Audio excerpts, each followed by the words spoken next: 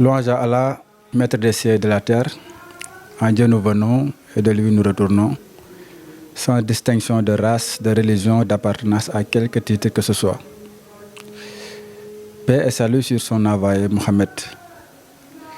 Chers téléspectateurs, chers internautes, c'est un grand plaisir pour nous d'être là à nouveau dans le Saloum, plus précisément à Keur Madiabel, à l'occasion de l'édition 2023 des chants annuels organisés par les disciples de Cheikh Moussa Cissé Ndiambé Borom Darou. Aujourd'hui, nous sommes très honorés de recevoir M. Biteye, qui est un responsable politique et culturel de cette localité. Avant de commencer, nous allons lui laisser la parole pour qu'elle puisse se présenter avant de passer dans d'autres questions. Monsieur Biteye, vous avez la parole. Voilà, merci beaucoup de m'avoir donné la parole dans ces circonstances heureuses. Parce qu'il s'agit de psalmodier des chants religieux aujourd'hui ici à Sam, Keur Madiabel. Je m'appelle Ibrahim Biteye. Comme vous l'avez si bien dit également dans votre présentation, je suis homme politique. Je dirige également un grand mouvement dénommé Anigir Keur Madiabel. Je suis également formateur en histoire-géographie au CRFP de Kaolack. Natif de Keur Madiabel. Tout ce que nous avons, tout ce que nous sommes devenus, nous le devons également à Keur Madiabel. Voilà de façon brève la présentation que j'aimerais faire avant d'entrer également dans le vif du sujet. Merci M. Biteye pour cette présentation. Mais est-ce que vous pouvez nous parler un peu de l'historique de cette localité ou bien même de l'historicité de certaines figures politiques ou religieuses de Keur Madiabel?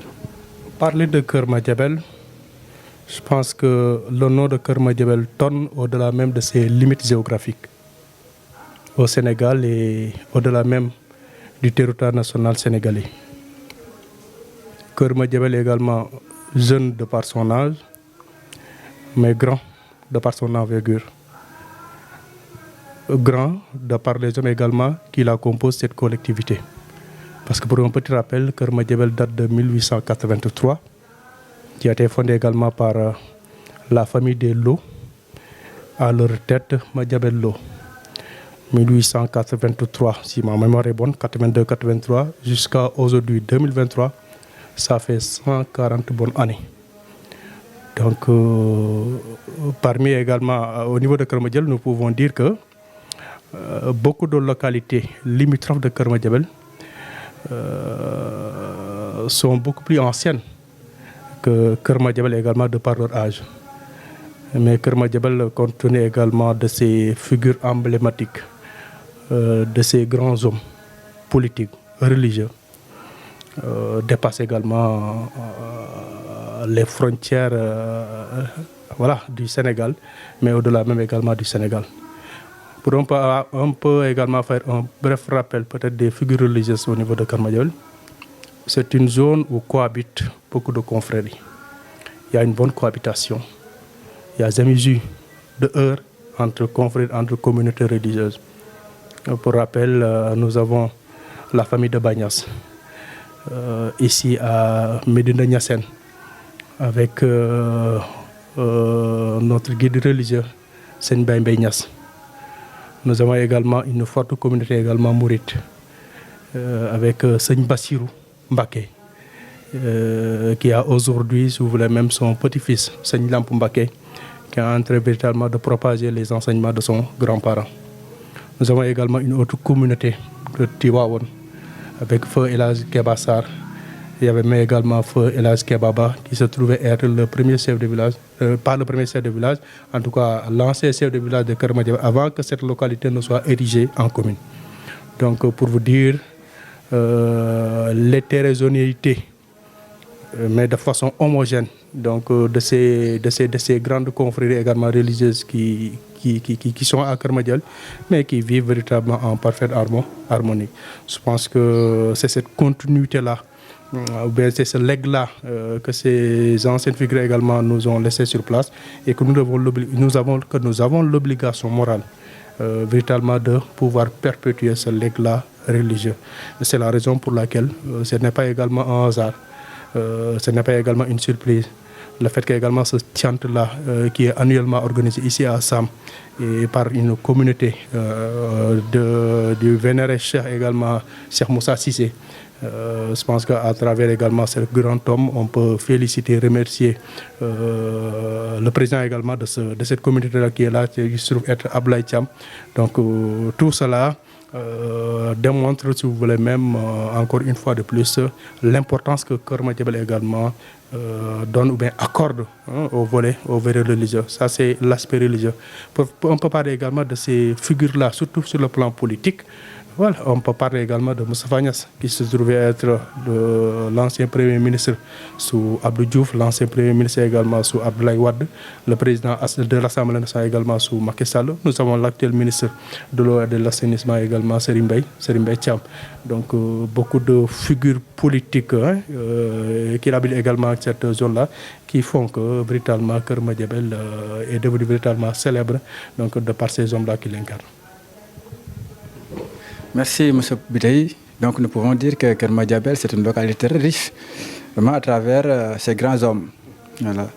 Mais pour rebondir dans le même sens, M. Biteye, quelle lecture faites-vous de cet événement religieux organisé chaque année par vos frères, vos amis, voilà, disciples de Cheikh Moussa Cissé, Ndiambé Borom Ndar?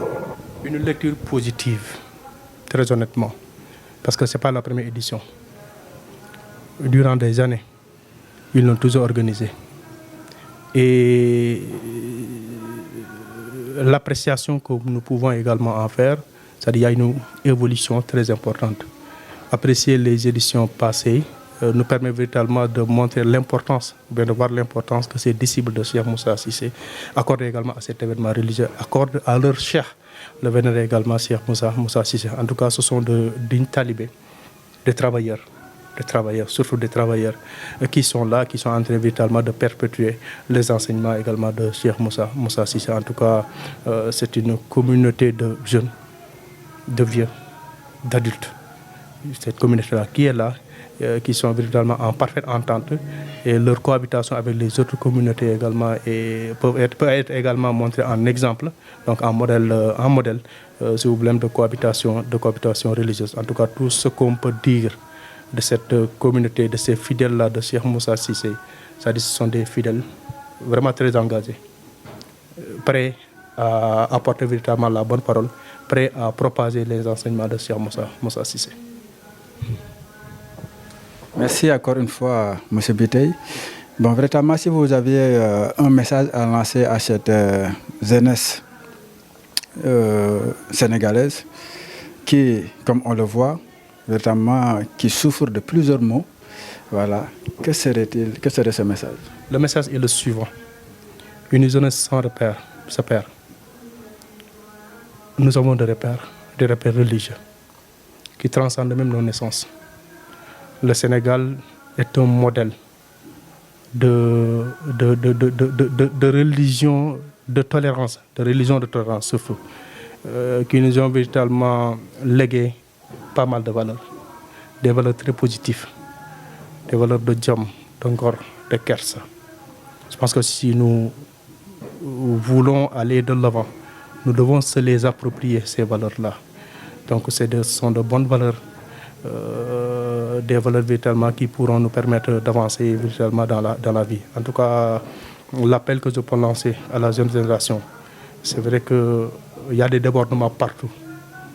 Mais nous devons véritablement faire très attention, essayer de suivre également les enseignements légués par les anciens pour retrouver véritablement le bon chemin. Le Sénégal est un pays de croyance, pays de musulmans, de chrétiens. C'est cette foi-là également qui peut nous guider vers le droit chemin. Donc voilà, appeler à ces gens-là à beaucoup plus de retenue, beaucoup plus également d'objectivité, d'efficacité, surtout dans le travail. Donc quand on est jeune, et que nous constituons également l'avenir également de ce pays-là, nous devons nous préparer à cela, mais tout en gardant sur les mêmes, voilà, les bons repères que les anciens, surtout les figures religieuses également nous ont légués. Merci M. Biteye de nous avoir accordé cet entretien. Voilà votre mot de la fin. Je vous remercie. Je pense que cette interview-là, on l'avait faite l'année dernière. Par la volonté divine, nous sommes là aujourd'hui. Et nous continuons véritablement à prier pour que l'année prochaine, Inch'Allah, que Dieu nous donne les forces d'être là, de pouvoir véritablement perpétuer cette œuvre-là ô combien magnifique. Donc je pense que légué également par les guides religieux et qui sont en train véritablement d'être perpétués par ces talibés-là de Cheikh Moussa Sy. En tout cas, rendre grâce à Allah, le clément, le tout miséricordieux, et paix et bénédiction de Dieu, surtout au sceau des prophètes Mohammed également, sallallahu alayhi wa sallam. Nous avons tout et continuons véritablement à croire à nos valeurs et que voilà, le reste ça viendra aisément et positivement. Merci M. Biteye, merci chers internautes, chers téléspectateurs. Vraiment, ça a été un grand plaisir pour nous de recevoir M. Biteye. Voilà, donc on se dit à tout à l'heure avec d'autres interviews. Merci.